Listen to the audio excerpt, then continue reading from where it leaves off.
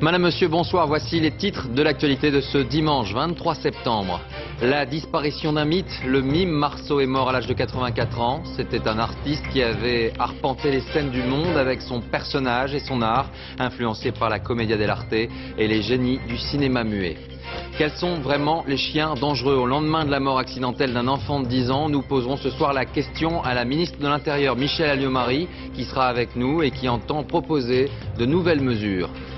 Ils veulent travailler le dimanche et pourtant un syndicat a obtenu la fermeture de leur enseigne. Un conflit social étonnant. Aujourd'hui, les salariés des magasins Conforama du Val d'Oise manifestaient leur mécontentement. Nous écouterons leur témoignage tout à l'heure.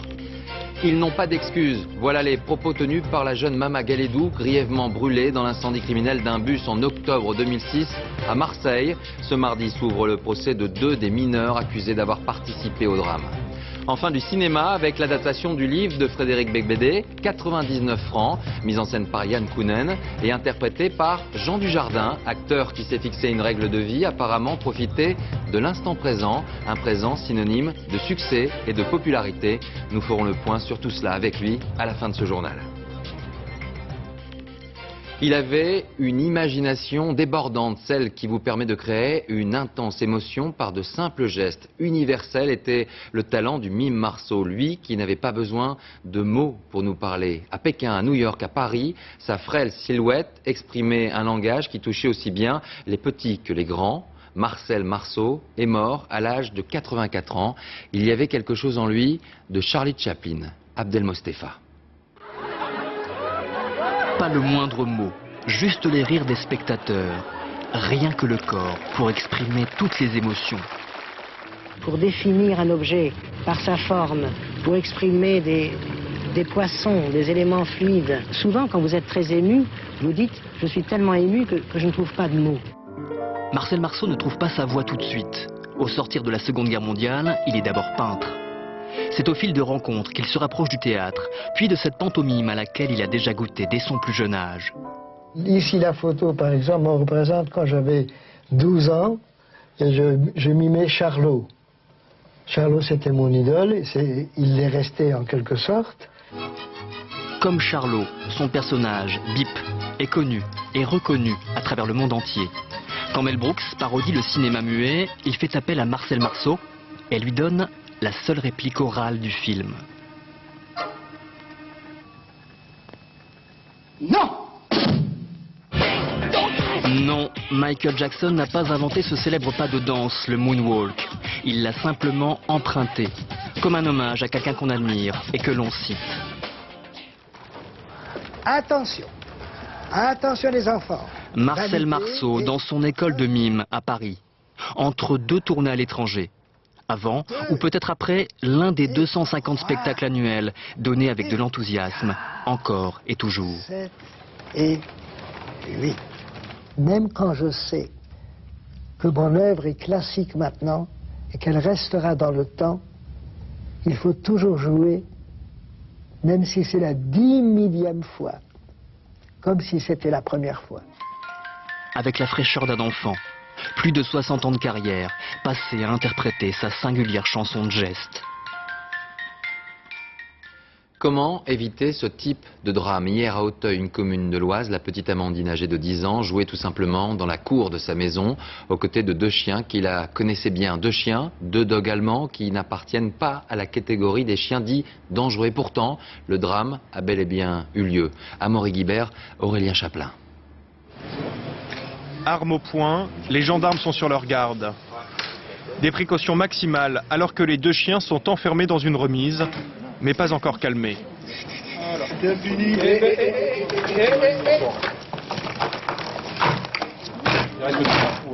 Un vétérinaire des pompiers va les endormir avec un fusil hypodermique. Il faudra attendre près d'une demi-heure pour que cela fasse effet.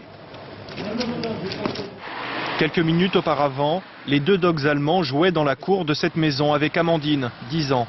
À l'intérieur, la mère entend soudain des cris, mais elle ne peut rien faire, sa fille est mortellement blessée. Ce matin, l'une des voisines est venue déposer un bouquet devant la maison. Le drame a saisi le village, peu connaissaient la famille et ses chiens. C'était des gens qu'on ne voyait pas. ni les chiens non plus, ils étaient enfermés dans la cour et on ne les voyait pas. On n'a jamais eu de problème d'errance de ces chiens-là. Il n'y a jamais eu de plainte de voisinage, donc apparemment c'était des chiens tranquilles. Les 2 chiens ont été emmenés dans un refuge SPA. Ils devraient être prochainement euthanasiés. Cet accès de violence était-il prévisible? Les dogs allemands ne sont pourtant pas classés comme dangereux par la réglementation. Pour nous, c'est toujours très difficile à interpréter, à comprendre.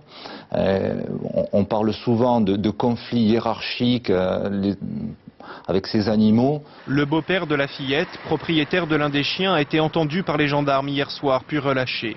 La mère, en état de choc après le drame, était toujours hospitalisée à Beauvais en fin de journée. Et c'est une sinistre série qui continue en France puisqu'hier, un homme de 72 ans dans le Haut-Rhin a été mordu au bras, aux jambes et au visage par un Rottweiler cette fois. Le chien, qui appartenait au fils de la victime, a été rapidement euthanasié.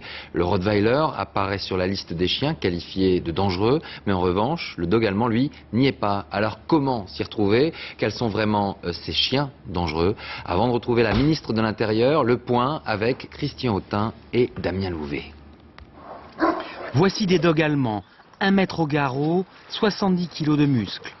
Pourtant, c'est un animal réputé très calme et inoffensif. Éleveur depuis 15 ans, cet homme en possède une dizaine.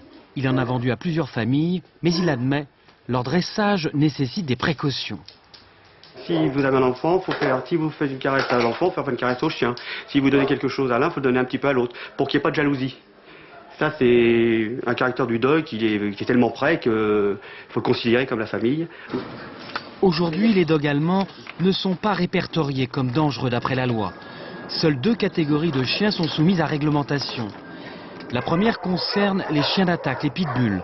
Leur vente est interdite, la stérilisation obligatoire et ils sont interdits de lieux publics et de transport. Mais pour la SPA, cette loi n'a jamais été appliquée pleinement. Le but de la loi, c'était qu'il n'y en ait plus à terme, et on est aujourd'hui, nous on le voit bien, quand vous déchiffrez les petites annonces, quand on a des plaintes de personnes sur des élevages clandestins dans des caves ou dans des jardins, on s'aperçoit que la population n'est absolument pas réduite à zéro, et au contraire que c'est un commerce florissant. La deuxième catégorie de chiens dangereux, ceux de garde et de défense, comprend les Rottweiler et les Amstaff. Leur commerce est restreint, la muselière est obligatoire dans les lieux publics ou les transports. Seuls 80 000 chiens sont soumis à ce texte qui oublie de nombreuses races. On estime ainsi que plus de 70 000 chiens à risque échappent à toute réglementation. On le voit bien, ce soir, les questions ne manquent pas. Certains chiens peuvent tout simplement s'avérer dangereux alors qu'ils n'appartiennent pas à la liste actuellement définie. Chacun s'interroge sur les mesures efficaces à prendre et la personne qui va devoir réagir, c'est vous, Michel Alliot-Marie, bonsoir. Est-ce que concrètement, vous allez devoir élargir cette liste des chiens dits dangereux ? Non, il ne s'agit pas d'élargir la liste des chiens dits dangereux.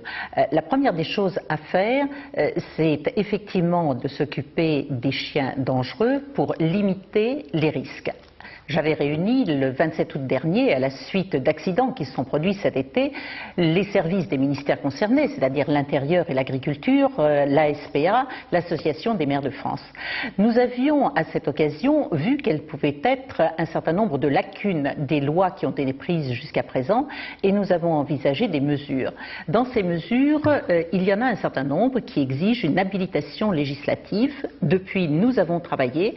Le texte est prêt à être proposé au Parlement et ce que je souhaite également, c'est que nous allions vite, c'est-à-dire au-delà de l'habilitation législative, il y a des mesures très concrètes à prendre et donc dès la semaine prochaine, nous allons réunir toutes les personnes qui souhaitent y participer, la SPA, mais également 30 millions d'amis, les vétérinaires qui ont déjà travaillé avec nous pour prendre ces mesures concrètes.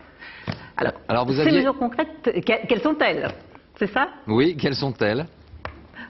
Alors, dans les mesures concrètes, la première des choses, c'est qu'en ce qui concerne les chiens dangereux, nous allons exiger une formation des maîtres, c'est-à-dire des propriétaires ou de ceux qui les détiennent.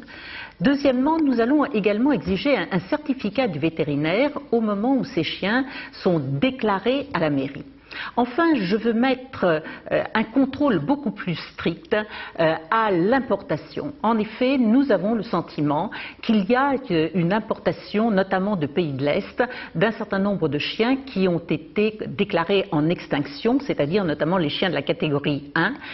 Et de la même façon, je veux empêcher que l'on puisse, comme le disait très justement la représentante de la SPA, tourner la loi interdisant un certain nombre de chiens par des croisements qui peuvent être faits, donc les gens ne vont plus élever spécifiquement ces chiens, sauf à frauder, mais ils peuvent aussi amener par des croisements à reconstituer des catégories qui correspondent à ces chiens interdits. Enfin, si vous permettez, il y a une chose que je voudrais surtout nous dire, c'est qu'avoir un chien, certes c'est un plaisir, mais c'est aussi une responsabilité. Et je voudrais en appeler à la responsabilité des propriétaires et des possesseurs d'un certain nombre de chiens, en leur disant qu'ils doivent être vigilants. Vous savez, il y a des chiens réputés dangereux qui, de leur vie, ne feront jamais de mal à personne. Et puis vous pouvez avoir des chiens qui ne sont pas dans ces catégories, et c'est ce qui s'est passé avec cette petite fille, et qui brusquement, parce qu'il y a des circonstances particulières, ou parce qu'ils ont le sentiment d'être agressés, vont faire du mal, vont blesser, voire vont tuer. Eh bien là, il faut à la fois que les parents, notamment de jeunes enfants, mais également les propriétaires se disent qu'ils ont une responsabilité. La loi, la réglementation ne peut pas tout faire. Il faut aussi que chacun se sente responsable et vigilant, notamment dans des cas comme ceci. Merci Madame la Ministre. Alors prenons la direction maintenant de l'Allemagne. Les chiffres parlent d'eux-mêmes là-bas. Aucun incident depuis 2004. Les propriétaires doivent verser un impôt et passer un permis, des éléments qui finalement les responsabilisent. Reportage sur place, Jérôme Bonny et Brice Boussoir. En Allemagne, tout chien classé dangereux, comme ce pitbull de 6 ans, doit obtenir un passeport auprès d'un dresseur agréé. Mais ce n'est pas tout. Sa maîtresse doit passer un permis de chien. Après des cours de dressage et un test d'évaluation de l'obéissance de l'animal, y compris en milieu urbain, où les deux sont confrontés aux provocations de la vie quotidienne. Pour le dresseur, ce permis ne devrait pas se limiter aux propriétaires de chiens d'attaque. Pour l'avenir, le mieux serait que chaque propriétaire d'un grand chien soit aussi obligé de passer le permis. C'est mon avis. Au bord de ce lac berlinois, réservé aux chiens, beaucoup sont de grande taille, comme ce dog allemand. Dans leur cas, un bon dressage est d'autant plus difficile. Ce sont des chiens redoutables. Ils sont 10 fois plus gros et 10 fois plus redoutables, car ils ont plus de force. Ils sont durs à dresser. Selon les spécialistes, leur grande taille elle-même peut les rendre plus dangereux. Particulièrement parce qu'ils mettent plus facilement un enfant à terre et se retrouvent alors dans une position dominante au-dessus de l'enfant, ce qui peut déclencher un autre instinct, celui de mordre. En tout cas, l'arsenal juridique allemand a fait ses preuves, puisqu'ici, depuis l'an 2000, il y a eu 4 fois moins d'attaques de chiens ayant entraîné mort d'homme qu'en France. Parlons d'économie avec une nouvelle semaine sociale clé qui va s'ouvrir cette fois-ci. C'est entre autres l'assurance maladie qui sera au programme du gouvernement. Roselyne Bachelot a confirmé aujourd'hui que le déficit de la sécurité sociale atteindrait cette année 12 milliards d'euros. Quelles sont les solutions alors envisagées? Cyril Za et Dominique Bonnet. Le montant sera dévoilé officiellement demain. Le déficit de la sécurité sociale devrait avoisiner les 11 milliards 700 millions d'euros pour 2007, soit une hausse de 3 milliards d'euros par rapport à l'année précédente. Dans la foulée, les ministres des Comptes, de la Santé et de la Solidarité présenteront le plan de financement de la Sécu pour 2008. Parmi les mesures envisagées, de nouvelles franchises font leur apparition.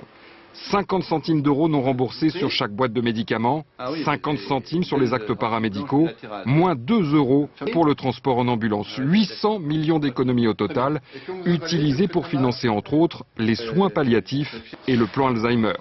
Un plan de déremboursement redouté par certains patients. Quand on a des tout petits revenus et qu'on vient régulièrement chez le médecin, quand on a des maladies longue durée et tout, mais je trouve que c'est beaucoup. Sur un petit salaire, c'est beaucoup. Si on laisse faire ça comme ça, bientôt on n'aura plus rien, on n'aura plus de remboursement du tout. Côté praticien, on craint que les mesures aient un effet sur la santé même du patient. Il va pour beaucoup d'entre eux, me demander de limiter les médicaments. Bon, en soi, c'est pas une mesure mauvaise. Je ne voudrais pas que ça leur limite l'accès aux soins. Pour accompagner ces mesures, le gouvernement pourrait annoncer un plafonnement des franchises, pas plus de 50 € par an pour chaque assuré. Les mutuelles seraient autorisées à les rembourser. Dimanche supprimé, salariés en danger. Voilà l'un des slogans des employés de plusieurs Conforama du Val d'Oise qui manifestaient aujourd'hui. Ils souhaitent pouvoir reprendre leur activité le dimanche et pourtant le syndicat Force Ouvrière a obtenu la fermeture des magasins. Salariés et dirigeants ensemble contre un syndicat. Un conflit étonnant est ouvert. Sur place aujourd'hui, Caroline Thébault, Chloé Lecomte. Le panneau indique ouvert et pourtant il trouve porte close. On est fermé le dimanche maintenant. Deuxième dimanche de fermeture après une condamnation par le tribunal de Pontoise. Vous voulez travailler ou pas? Bien sûr qu'on va travailler le dimanche. Et pour s'opposer à cette décision, manifestation aujourd'hui. 400 salariés mobilisés. Ils demandent à travailler car pour eux dimanche égale prime. Moi personnellement, je gagne 1500 € par mois. Et si je ne travaille pas le dimanche, mon salaire tombe à 1100 € par mois. Et je ne peux pas vivre comme ça en tout cas. Une situation d'autant plus étonnante que dans la même zone commerciale, les autres magasins sont ouverts, d'où un sentiment d'injustice. Le problème, c'est que nous on est attaqués et les concurrents ne sont pas attaqués. Aujourd'hui, vous pouvez voir, tout le monde est ouvert.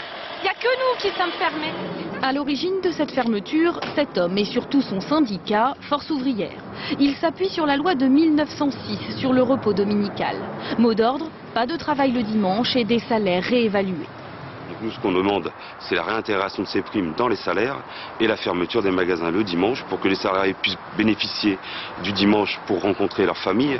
Après ce succès, Force Ouvrière compte bien mener des actions contre d'autres magasins, ouverts eux aussi le dimanche. En bref, les 3 personnes disparues depuis l'incendie de l'immeuble à Rennes dans la nuit de jeudi à vendredi n'ont toujours pas été retrouvées dans les gravats. L'auteur présumé des faits, un jeune homme de 21 ans, pourrait se voir mis en examen avec une qualification criminelle aggravée dans le cas où le décès de ces personnes disparues serait avéré.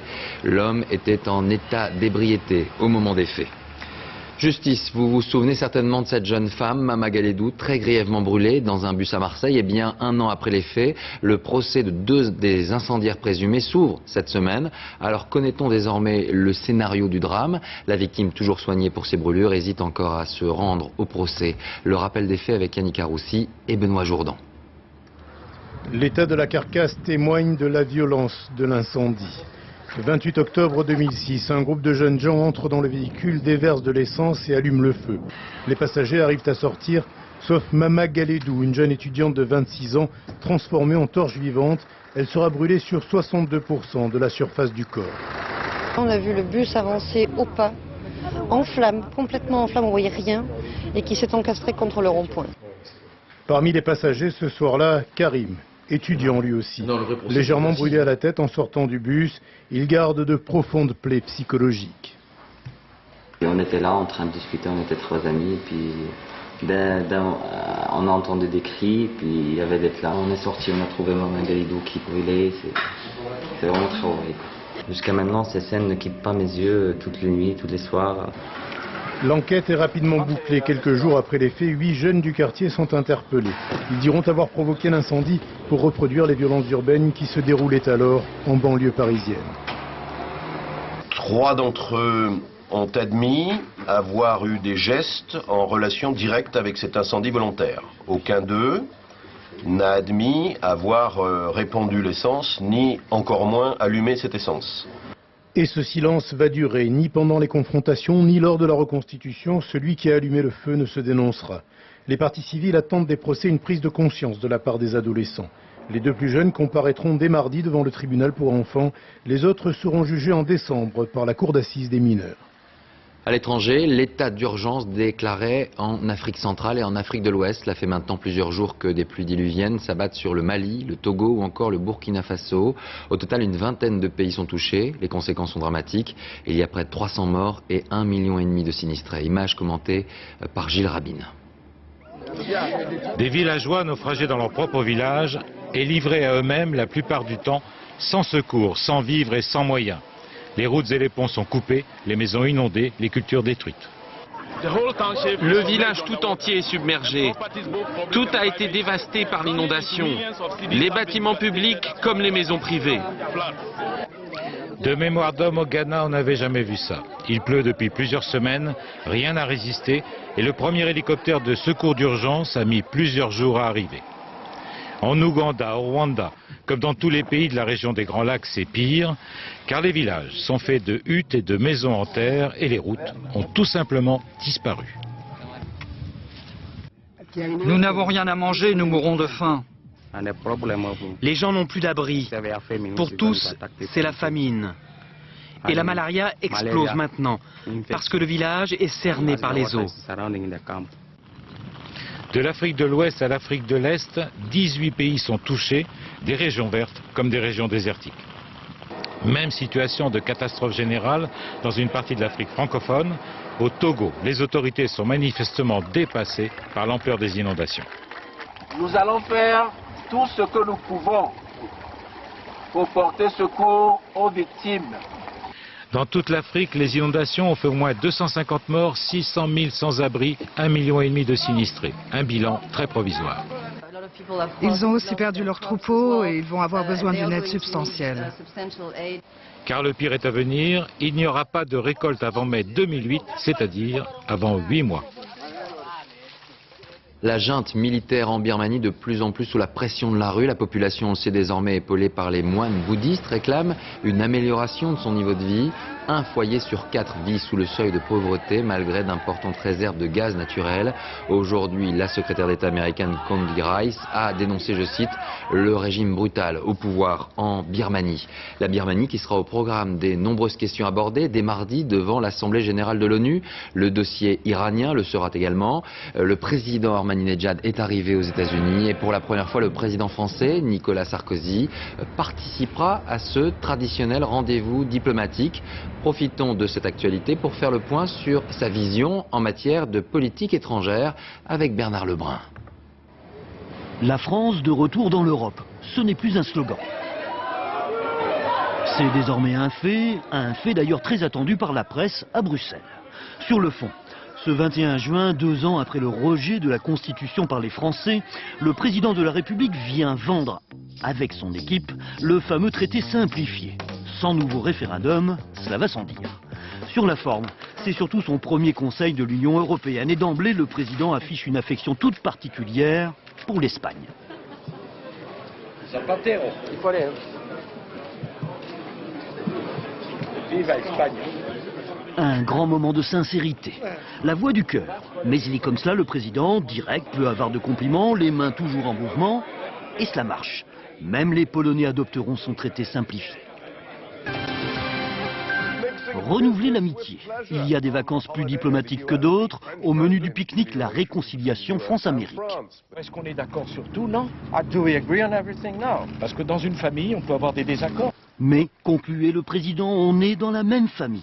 Un lien filial donc, affiché au point que la presse américaine parle d'alignement et d'atlantisme chez le président. Analyse. L'expérience a montré qu'on ne peut rien faire d'utile en s'opposant frontalement aux États-Unis. Par conséquent, si on veut être utile, il faut travailler dans un cadre amical vis-à-vis des États-Unis, ce qui ne veut pas dire s'aligner sur eux. Durant le très riche mois d'août passé, un autre point d'interrogation fut posé. Qu'allait faire le ministre français des Affaires étrangères à Bagdad? En clair, en 4 mois, la France serait-elle passée du statut d'opposant diplomatique à celui de soutien de l'Amérique? C'est clair qu'il y a une nouvelle politique française, ses contours ne sont pas clairs. L'image qui est donnée, c'est que M. Sarkozy vient remplacer M. Blair dans l'alignement à la politique américaine de M. Bush. Sans être une relation exclusive. Au coude à coude avec Poutine, pourtant si décrié pendant la campagne, le président Sarkozy dit parler sans tabou, parler vrai et pratiquer une politique des contrats. Demain à l'ONU, le vote des sanctions contre l'Iran sera au centre des débats, mais on le sait déjà, la Russie est contre, elle opposera son veto. La page sport de ce dimanche soir avec les matchs du jour de la Coupe du Monde de rugby et l'Australie et la Nouvelle-Zélande poursuivent tranquillement leur chemin dans la compétition. Manuel Tissier. Les Blacks étaient en gris. Et cet après-midi, ils ont sorti le Kappa Opongo, le plus guerrier des Haka.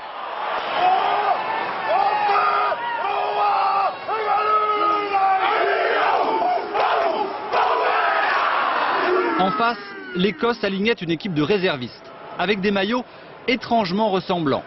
Pour reconnaître les Néo-Zélandais, c'est facile, ils marquent des essais. Le premier dès la 5e minute par leur capitaine Richie McCaw à la suite d'une combinaison lumineuse. Les All Blacks vont franchir à 6 reprises la ligne écossaise. Leurs avants trop puissants, leurs arrières trop rapides n'ont pas laissé planer l'ombre d'un doute sur Murrayfield.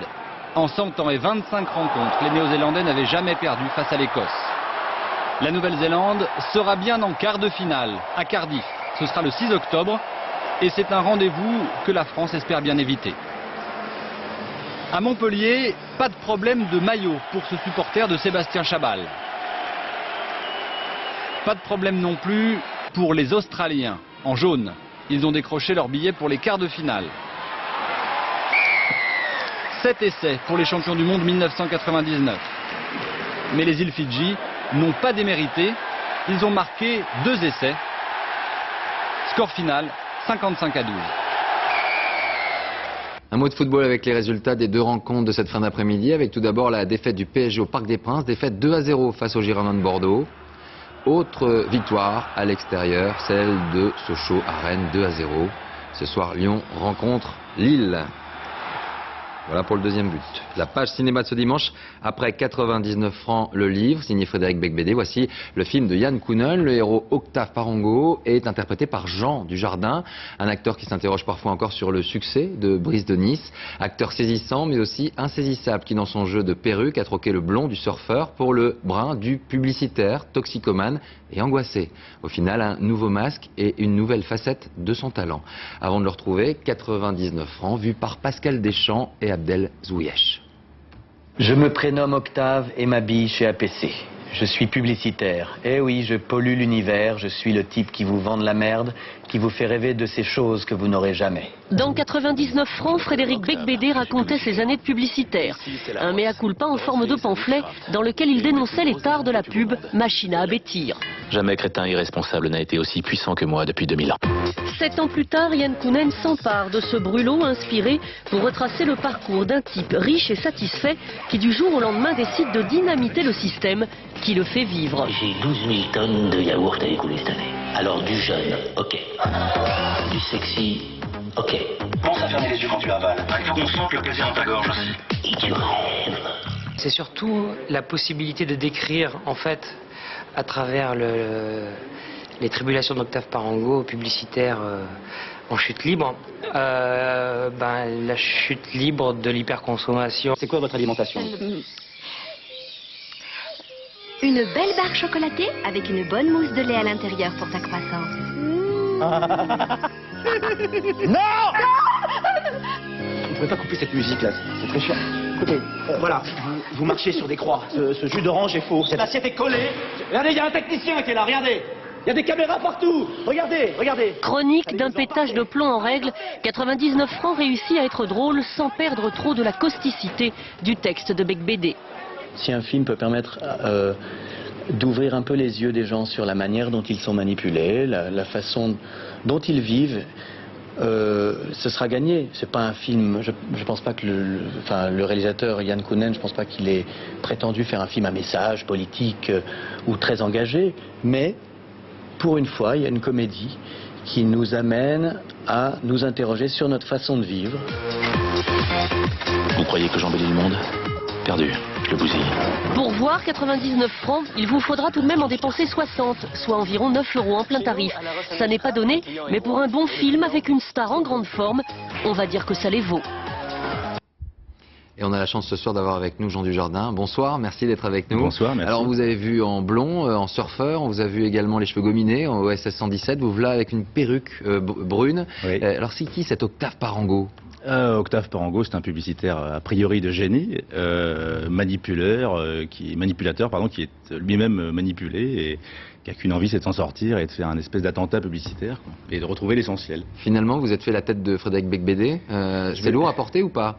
Oui, mais je vais lui rendre. Je vous avoue, j'ai pris sa vie, mais là je lui rends, j'en peux plus. C'est vrai? Non, c'est pas lourd, non, c'est intéressant. C'est assez cohérent avec ce que je fais depuis le début, de toute façon, avec Brice et OSS. Et c'est vrai que j'aime bien incarner des personnages. Et quand j'ai des béquilles de jeu comme là, une perruque et des lunettes, et pourquoi pas. Qu'est-ce qui vous plaît dans ce personnage? Finalement, il est, on va dire, un peu plus intelligent que les précédents. Enfin, en tout cas, il est plus lucide. Il est plus lucide que Brice de Nice ou OSS 117. Effectivement, il est tout aussi arrogant. Ouais. Ce qui m'intéresse, c'est justement qu'il soit détestable au départ et puis racheté après. C'est plus amusant comme ça. Quand on part sur un tournage de 3 mois, c'est vrai que c'est plus intéressant d'avoir des ruptures comme ça et de pouvoir trouver de l'empathie. Alors on s'attendait à ce que le film tourne autour du texte. Il y a une réalisation très moderne. En tout cas, c'est une comédie très moderne. Oui, absolument, réalisée par Jan Kubrick. Jan Kubrick-Kounen. Oui, Jan Kubrick-Kounen, oui, effectivement, il y a ça. Bah oui, c'était l'idée de reprendre en fait un petit peu les procédés de la publicité pour dénoncer certaines choses, même si effectivement c'est d'abord un film, c'est d'abord une comédie ou une dramédie, on va dire. Alors vous vivez une carrière, on va dire, fulgurante. Est-ce qu'il est vrai que vous vous dites tous les jours que en fait ça va pas durer? Est-ce que vous vous préparez vraiment à ça? J'ai lu ça. Vous vous préparez au fait que ça va pas durer, quoi? Ouais, je suis sûrement un peu fataliste, c'est vrai, mais ça doit aussi me booster. Je pense que c'est un bon moteur, quoi. C'est que à chaque fois, c'est un premier film. Je remets pas en fait mon titre en jeu. C'est à chaque fois, je flippe comme un premier film, et c'est plutôt sain en fait, quoi. Et vous faites souvent les bons choix. C'est pour ça que vous profitez un petit peu des moments présents, toujours. C'est un peu votre philosophie. C'est-à-dire qu'en fait, j'ai décidé que voilà, je scinderais tout ça en deux, et je dirais qu'il y a ma vie artistique et ma vie à côté. Donc du coup, je suis effectivement un homme ordinaire qui vit des choses extraordinaires, et c'est très agréable comme ça. Le chaud-froid me permet justement d'avoir mes moments de récré et de retrouver ma vie à côté. Alors vous dites aussi que vous êtes un peu complexé par rapport à la grande famille du cinéma. Pourquoi? Elle vous en veut? C'est un peu comme ça pour les comiques, en fait? Non, mais peut-être parce que j'ai un cursus aussi très différent. Le fait que je vienne aussi du café-théâtre, que je sois passé par Patrick Sébastien d'ailleurs, qui m'a donné un gros coup de main. Voilà, j'ai un cursus un peu étrange. Alors effectivement, peut-être que je me sens pas vraiment. Et vous en veulent, vous croyez vraiment? Oh non, j'ai l'impression qu'on me veut pas. Moi, j'ai l'impression que j'ai plein d'amis. Plein d'amis. Quand ça marche, on a plein d'amis, il paraît. Oui, j'ai encore plus maintenant. Vous pensez? Non, j'ai l'impression que tout va bien. Non, je suis vraiment sincère avec ce que je fais. Je m'amuse beaucoup et ça se voit. Et quand je m'ennuie, ça se voit aussi. Ça a souvent été le cas dans le registre des comédiens, on va dire comiques, de Funès, Coluche. Il y avait une sorte de rejet, on va dire, du microcosme. Oui, ce qui est très étrange, parce que quand je vois qu'on fait l'éloge de Funès au César, et quand même il a été conchié même pendant un bout de temps, c'est très étrange quand même. Donc il faudrait juste maintenant qu'on rétablisse et qu'on dise que la comédie... Ouais, un peu d'équilibre, que personne soit au-dessus de l'autre, mais au moins qu'on mette ça au même niveau, ça serait bien. Ça veut dire qu'un jour un César, ça vous ferait plaisir? Mais absolument, ça serait bien. Déjà une nomination pour OSS pour le film, c'était super, c'était formidable. Alors je crois que vous avez souffert quand vous étiez petite de pas être le premier de la classe. Maintenant que vous êtes en tête d'affiche, on appelle ça bankable. Ça veut dire qu'effectivement les gens investissent sur vous, vous faites souvent les bons choix. Est-ce qu'on peut considérer un petit peu qu'il y a un côté un peu revanche? Vous avez des trucs à dire à vos anciens professeurs, là vous avez le temps. Madame Zampaglione. Non, j'ai pas de revanche à prendre, ça serait tarte. J'ai pas de revanche, je suis au présent. Tout va très bien comme ça. Une dernière question. Vous avez participé à quelques moments du film à la réalisation. Ça vous tente? C'est-à-dire que quand on vous dit vous allez tourner avec Jan Kunen, effectivement, faut prendre aussi un petit peu les devants. On s'est un petit peu reniflé et on s'est dit, voilà, est-ce que tu vas me laisser rentrer chez toi? Je vais te laisser rentrer chez moi. Et c'était important aussi. Je n'aime pas trop rester dans ma loge et j'aime bien rester sur le plateau et travailler avec le réalisateur. Donc évidemment, j'ai pu mettre la mienne un peu de temps en temps, oui. Et vous allez d'ailleurs, je crois, prochainement tourner une mini-série pour la télévision, pour une chaîne du câble, avec l'un de vos amis. Oui, qui s'appelle Arsène Mosca, effectivement, qui jouait dans pas mal de mes films. Et c'est une petite série, oui, pour une chaîne câblée, effectivement, de 3 minutes, qui s'appelle Rapalizzi. Voilà, donc je commence la réalisation comme un grand. Voilà, comme un grand. Oui. Merci beaucoup, Jean Dujardin. 99 ans, donc ça sort mercredi dans les salles, un film signé Jan Kunen, avec également l'excellent Jocelyn Quivrin, et puis évidemment Elisa Tovati et Veina Giocante, Nicolas Marié, enfin vraiment un très très bon cast. Merci beaucoup et bon vent. Merci à vous. Le ciel était en fait en Isère avec la toujours très populaire Coupe Icare, des milliers de parapentes, de cerfs-volants, mais également des montgolfières ont envahi les airs. Il s'agit de la plus grande manifestation de ce genre au monde, un concours d'acrobatie, mais également de déguisement, vous allez le voir. Virginie Fichet, Olivier Jacquelin. Du plus majestueux au plus loufoque. Dans le ciel de la Coupe Icare, leur fantaisie bouscule les nuages et sur l'air d'envol, c'est un festival de rencontres anachroniques. Ici, tous les rêves semblent être à portée de main. J'aurais aimé voler dedans, j'en avais pas les moyens, donc voilà, je me suis donné les moyens de voler de moi-même dedans. Et c'est ainsi que pour quelques minutes, le Concorde a retrouvé l'azur et sa gloire perdue. Un peu surpris peut-être de côtoyer là-haut un poulpe géant. Le poulpe, c'est parce que je fais de la plongée également, et sous l'eau, cet animal est super sympa en fait. On arrive à jouer avec lui, à le caresser, il a des humeurs différentes, des humeurs de colère, de joie. Donc je dis, je passais un poulpe. 8 mètres de long, 2 mètres de haut, difficile de ne pas s'en mêler les tentacules au décollage. Hors de son élément naturel, le poulpe conserve tout de même en vol sa majesté. Car toute la magie de la Coupe Icare réside bien dans ce balancier permanent entre performance technique et poétique. C'est toujours très étonnant, très surprenant, plein de surprises, plein de poésie et magnifique. Je crois que l'année prochaine, on va venir avec la voile et un bon petit déguisement. En carton-pâte, à plumes ou à poil, il défie les lois de la pesanteur. Des lois qui, lorsque les amuseurs quittent le ciel, sont soufflées par l'audace de certains experts comme Antoine Montan. En parapente acrobatique, il a réalisé 122 saltos avec sa voile, record du monde pulvérisé. Avant de se quitter, l'image du jour, c'est celle de Marcel Marceau, alias le mime Marceau, qui est décédé hier à l'âge de 84 ans.